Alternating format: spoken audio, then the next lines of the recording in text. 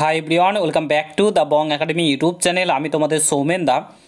তো বন্ধুরা, তোমাদের ডাব্লিউবিপি ওবিসি কোয়েস নিয়ে কলকাতা হাইকোর্টের তরফ থেকে একটা নতুন রায় উঠে এসেছে। গতকালকে এই রায়টা দেওয়া হয়েছে কলকাতা হাইকোর্টের তরফ থেকে। তারপরে তোমাদের যে ওবিসি কেসের লিস্টটা বাদ দিয়েছে তোমার কলকাতা হাইকোর্ট, সেটা নিয়ে কিন্তু তোমার রাজ্য সরকার আবারও সুপ্রিম কোর্টে গেছে।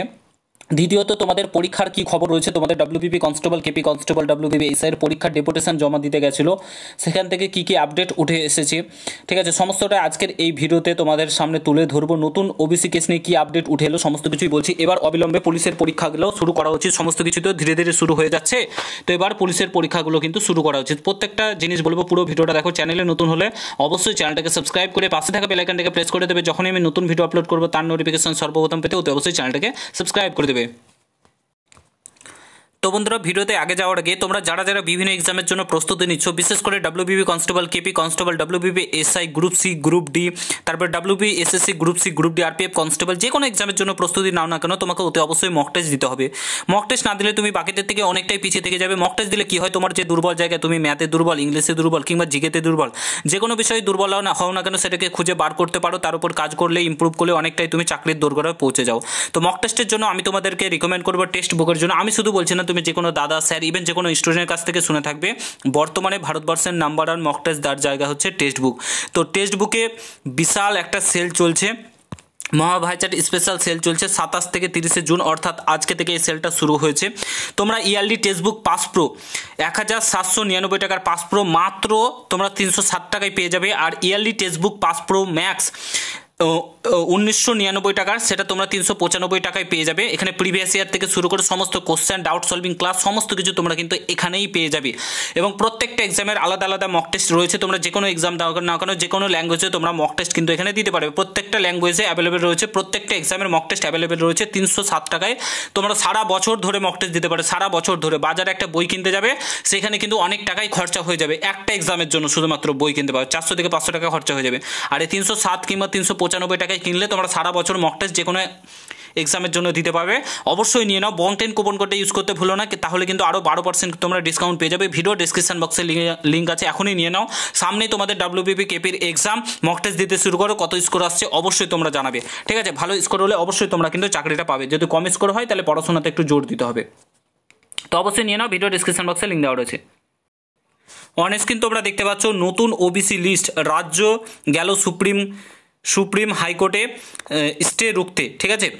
তো এখানে বলেছে রাজ্য সরকার সুপ্রিম কোর্টে গেছে স্টে রুখতে। রাজ্য সরকারের যে নয়া ওবিসি তালিকার ওপর গত সপ্তাহে যে স্থগিতাদেশ জারি করা হয়েছে কলকাতা হাইকোর্টের ডিভিশন বেঞ্চের তরফ থেকে, সেটাকে চ্যালেঞ্জ করে সুপ্রিম কোর্টে স্পেশাল লিভ পিটিশন জমা দিল রাজ্য সরকার। অর্থাৎ রাজ্য সরকার আবারও সুপ্রিম কোর্টে গেল। তোমার যে নতুন লিস্ট 140টি নিয়ে, জনজাতি নিয়ে যে ওবিসি লিস্ট তৈরি করেছিল, সেটাকে নিয়ে কিন্তু পুনরায় আবার যে কলকাতা হাইকোর্ট বাতিল করেছিল, সেটাকে নিয়ে আবার সুপ্রিম কোর্টে ছুটলো রাজ্য সরকার। রাজ্য সরকার হার মানছে না, আর মরছে সারা পশ্চিমবঙ্গের ছেলেমেয়ের জীবন। সেই আবেদনের ওপর কবে শুনানি হবে তা মঙ্গলবার পর্যন্ত এখনও ঠিক হয়নি। তবে সংশ্লিষ্ট যারা আইন রয়েছে তারা একাংশই বক্তব্য, এই মামলায়, ঠিক আছে, কোনো স্থগিতাদেশ পাওয়া রাজ্যের পক্ষে কঠিন, ঠিক আছে? রাজ্যের পক্ষে এটাকে মানে স্টে পাওয়া অনেকটাই কঠিন হয়ে দাঁড়াবে, কারণ কলকাতা হাইকোর্টের অন্তর্বর্তী স্থগিতাদেশের পরেই ওবিসি সংক্রান্ত মামলার মূল আবেদনকারীর যে রয়েছে সেটা কিন্তু রাখা হয়েছে, ঠিক আছে? তো আপাতত দেখা যাক কি হয়। তো এখানে বলেছে সেখানে 17 ওবিসির কথাই বলা হয়েছে। হাইকোর্টের এগুলো পড়ে নিতে পারো, এটা আমি টেলিগ্রাম চ্যানেলে শেয়ার করে দেবো, ঠিক আছে? যেটা মূলত এসএলএসটির ফর্ম ফিল আপ চলছে। গতকালকে যে রায়টা উঠে এসেছে সেটা তোমাদেরকে দেখায়। তো মূল ব্যাপারটা হচ্ছে রাজ্য সরকার চলে গেছে এখন সুপ্রিম কোর্টে, যেটা 140টি যেটা স্টে লাগিয়েছিল কলকাতা হাইকোর্ট, সেটা চ্যালেঞ্জ করে আবার সুপ্রিম কোর্টে গেছে। আবার এটা নিয়ে কেস চলবে। এবার মূল যে কেসটা সেটা তো চলছে, তোমাদের 15 জুলাই আই থিঙ্ক হিয়ারিং রয়েছে। চলো নেক্সট দেখাই। OBC reservation case in high court, কলেজের বিশ্ববিদ্যালয়ে ভর্তি ওবিসি জট আটকাবে না, ঠিক আছে? ওবিসি জট কিন্তু আটকাবে না, এটা বলে দিয়েছে হাইকোর্টের তরফ থেকে। কলকাতা বিশ্ববিদ্যালয়ে ভর্তি অনলাইনের পোর্টালের গ্রহণ চলবে, অনলাইন আবেদন চলবে, তবে আবেদন গ্রহণের অপশন জুড়তে হবে শুধু ওবিসি তালিকা। এটা কিন্তু কলকাতা হাইকোর্ট স্পষ্টত বলে দিয়েছে যে ভর্তির প্রক্রিয়াতে কিন্তু কোনো কিছু আটকাবে না, ভর্তির প্রক্রিয়া চলবে এবং সেখানে কিন্তু শুধু ওবিসি অপশনটা রাখতে হবে। ঠিক তেমন তোমাদের যেমন এসএলএসটির ক্ষেত্রে করেছে যে ওবিসি এটাই হটিয়ে দিয়েছে, শুধুমাত্র অল আদার ক্যাটাগরি বলে রেখেছে ইউআর ক্যাটাগরি, সেরকম ওবিসি তোমার ভর্তির প্রক্রিয়ার ক্ষেত্রেও রাখা হবে, তাছাড়া আটকাবে না। পরে যখন যা ডিসিশন হবে সেম জিনিসটা আমরাও বলছি শুধু ওবিসি তালিকা বলতে 2010 সালের আগে 66টি সম্প্রদায়ের তালিকা। কলেজের ভর্তি নিয়োগের ওবিসি এ ও বি শ্রেণীবিন্যাস এখন নয়। ওবিসি কলেজের ভর্তি ও নিয়োগে ওবিসি এ বি শ্রেণীবিন্যাস এখন কিন্তু হবে না, এটা কিন্তু স্পষ্টত বলে দিচ্ছে, শুধু ওবিসি থাকবে।